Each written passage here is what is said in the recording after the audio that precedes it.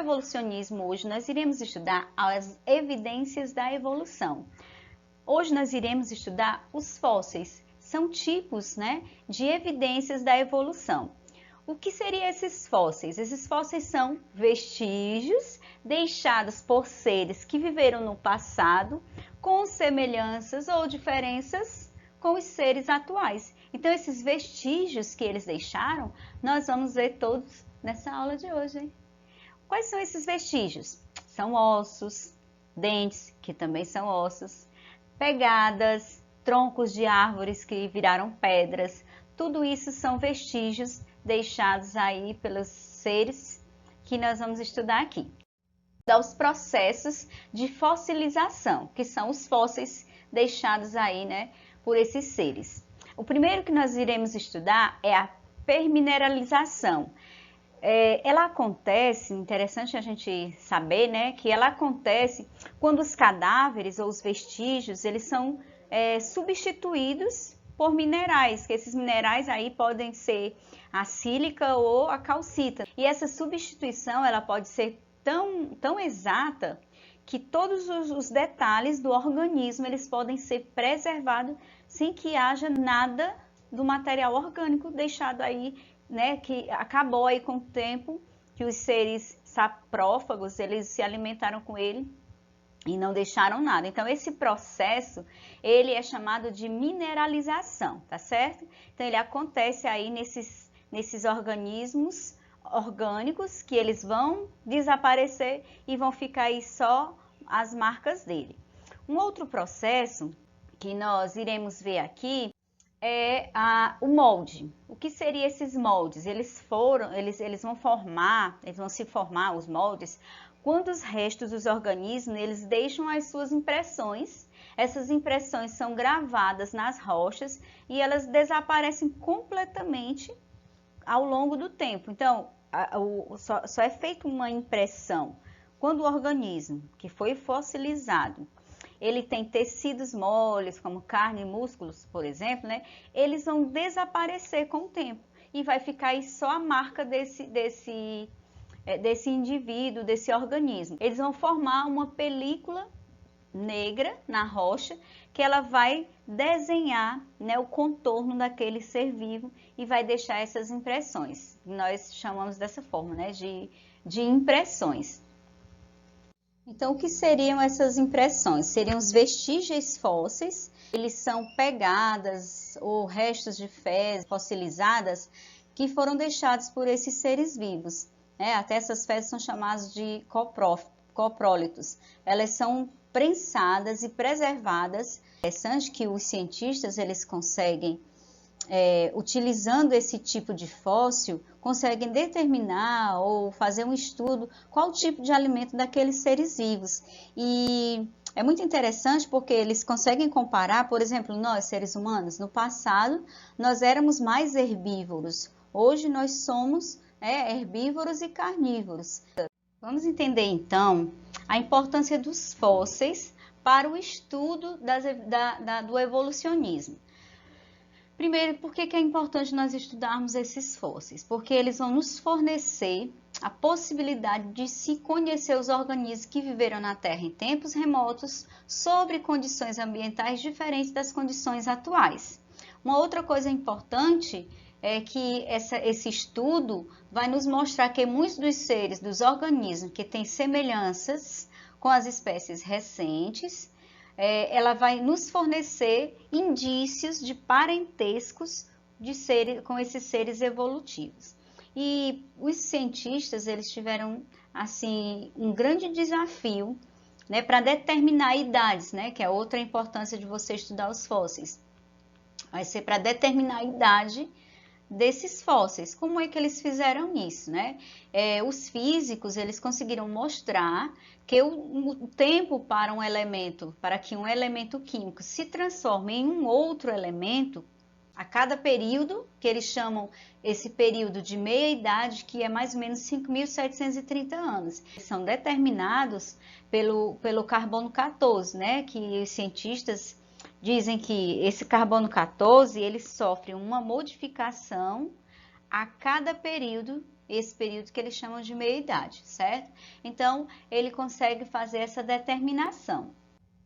Agora a gente vai observar a anatomia comparada com a evidência da evolução biológica. O que a gente vai estudar? Nós vamos estudar os órgãos homólogos, eles têm a mesma origem embrionária, apesar de ter funções diferentes. O exemplo que eu trouxe aqui para vocês observarem, é aqui o braço de um homem, a pata dianteira do cavalo, nós temos aqui a asa do morcego e temos também a nadadeira de uma baleia. São todas estruturas, órgãos homólogos. Por quê? Porque eles vieram da mesma origem embrionária. Diríamos então que esses indivíduos aqui, eles são mais semelhantes a nós do que outros aí que são comparados a nós seres humanos. Então essas estruturas, elas nos revelam essa origem embrionária. Em resumo, os órgãos homólogos são aqueles que se assemelham, pois derivam de estruturas presentes em um mesmo grupo ancestral comum, refletindo, portanto, num parentesco evolutivo. Eles também são estruturas homólogas porque eles podem ou não desempenhar a mesma função. Ou quando as duas estruturas homólogas elas não desempenham a mesma função, nós dizemos que há uma divergência evolutiva, certo? E os órgãos análogos, eles têm origem embrionárias, né, que são os próximos vestígios aí. Esses órgãos análogos, gente, ao contrário dos órgãos homólogos, né, eles são estruturas diferentes, mas elas vão desempenhar funções semelhantes. O exemplo que eu trouxe para vocês aqui são as asas dos insetos e as asas das aves. Ó, a asa do inseto e a asa da ave. Todos dois são adaptados ao voo, certo? Mas eles são de origem embrionária totalmente diferente. Por exemplo, ó, na asa da ave, ela tem músculo, tem osso, né, que ele vai utilizar aí para realizar o voo. Já na asa dos insetos, ele só tem uma pele, né? Só uma epiderme, e os seus músculos que vão ajudar aí para ela poder voar vão estar no seu tórax. Então eles são chamados de análogos porque eles vão se assemelhar aí na sua função.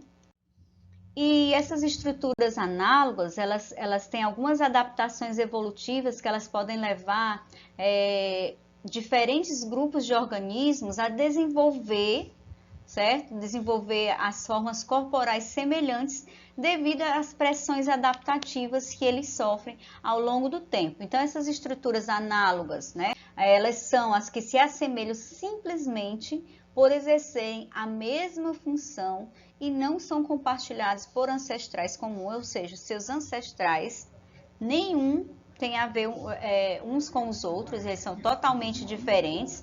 Eles são fruto da evolução convergente, que nós chamamos de convergência evolutiva, que ocorre quando os grupos eles não são parentes nos seres vivos, mas eles se assemelham em funções de adaptação a uma mesma condição ecológica. E, por fim, nós iremos estudar os órgãos vestigiais. Esses órgãos vestigiais, eles são aqueles reduzidos em tamanhos e geralmente elas não têm mais função no indivíduo, né?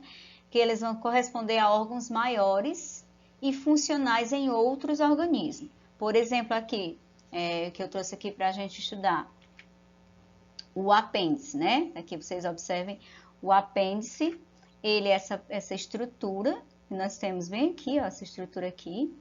Ele é o apêndice, ele fica entre o intestino grosso e o intestino delgado, aí na porção chamada de seco, certo? E eles tinham a função nos antepassados, dos nossos antepassados, por exemplo, de digerir celulose. Por quê? Porque nossa alimentação ela era mais herbívora. Então, esse órgão, ele tinha uma função. A função era digerir celulose e dentro desse apêndice, né, existiam micro-organismos que ajudavam aí a na digestão, né? Interessante que até bem pouco tempo os cientistas diziam que não tinha mais nenhuma função, né, esse apêndice em nós. Porém, hoje em dia há estudos que indicam que ele está ligado com o nosso sistema imunológico. Então, há novos estudos, né? A ciência está sempre estudando aí esses órgãos, todos os órgãos do nosso corpo. Então, um outro exemplo que eu trouxe para vocês aqui é que no coelho, como é que acontece no coelho?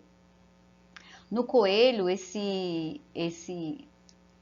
seco, ele é bem desenvolvido, diferentemente do que acontece em nós, seres humanos, né? Então, o apêndice, esse apêndice que é chamado de apêndice vermiforme, ele tem função ainda bem ativa, já que a alimentação dos coelhos, ela é bem herbívora, né?